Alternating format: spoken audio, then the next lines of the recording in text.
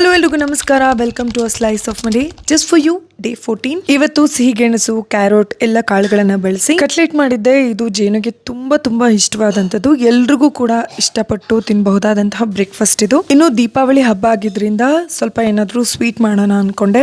ಹೋಳಿಗೆ ತಿನ್ನುವಂಥ ಮನಸ್ಥಿತಿ ಯಾರೂ ಇರಲಿಲ್ಲ. ಸೊ ಹಾಗಾಗಿ ಈಸಿಯಾಗಿ ಒಂದು ಸ್ವೀಟ್ ಕೂಡ ಪ್ರಿಪೇರ್ ಮಾಡಿದೆ. ಹಾಗೆಯೇ ದೇವಿಗೆ ಸೀರೆ ಉಡಿಸೋ ಬದಲು ಈ ಸಲ ಸಿಂಪಲ್ ಆಗಿ ಬ್ಲೌಸ್ ಪೀಸಲ್ಲೇ ದೇವಿಗೆ ಅಲಂಕಾರ ಮಾಡಿದ್ದಾಯಿತು. ಯೂಶಲಿ ಲಕ್ಷ್ಮೀ ತಾಯಿ ಅಂದ ತಕ್ಷಣ ಸುಮಾರು ಜನ ನಾವು ಬರೀ ದುಡ್ಡು ಅಂತ ಮಾತ್ರ ಅನ್ಕೋತೀವಿ.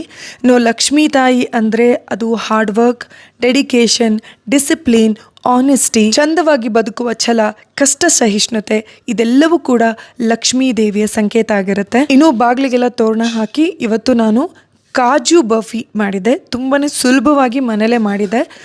ಅದ್ರ ರೆಸಿಪಿ ಕೂಡ ಡೆಫಿನೆಟ್ಲಿ ನಾನು ನಿಮ್ಮೆಲ್ಲರೊಟ್ಟಿಗೆ ಆದಷ್ಟು ಬೇಗ ಶೇರ್ ಮಾಡ್ತೀನಿ. ಸಾಯಂಕಾಲ ಹಾಗೆ ಹೋಯಿತು, ಎಲ್ಲರೂ ಸೇರಿ ಪೂಜೆ ಕೂಡ ಮಾಡಿದ್ದಾಯಿತು. ಪೂಜೆ ಮುಗಿಸ್ಕೊಂಡು ನಾನು ಜಿಮ್ಮಿಗೆ ಹೋದೆ. ಇವತ್ತಿಗೆ ಕರೆಕ್ಟಾಗಿ 14 ದಿನ ಆಯಿತು.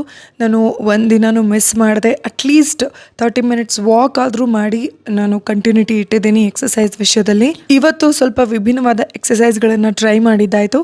ಇದೆಲ್ಲ ಮುಗಿಸ್ಕೊಂಡು ಮನೆಗೆ ಬಂದು ಫ್ರೆಶ್ ಅಪ್ ಆಗಿ ರೆಡಿಯಾಗಿ ಒಂದು ಪುಟ್ಟ ಫೋಟೋ ಸೆಷನ್. ಹಾಗೆಯೇ ಜೇನುಗೆ ಲೈಟ್ಸ್ ಎಲ್ಲ ತುಂಬ ಖುಷಿ ಕೊಡ್ತಾ ಇತ್ತು. ಸೊ ಲೈಟ್ಸ್ ಜೊತೆಗೆ ಅವರು ಸ್ವಲ್ಪ ಹೊತ್ತು ಆಟ ಆಡಿದ್ರು.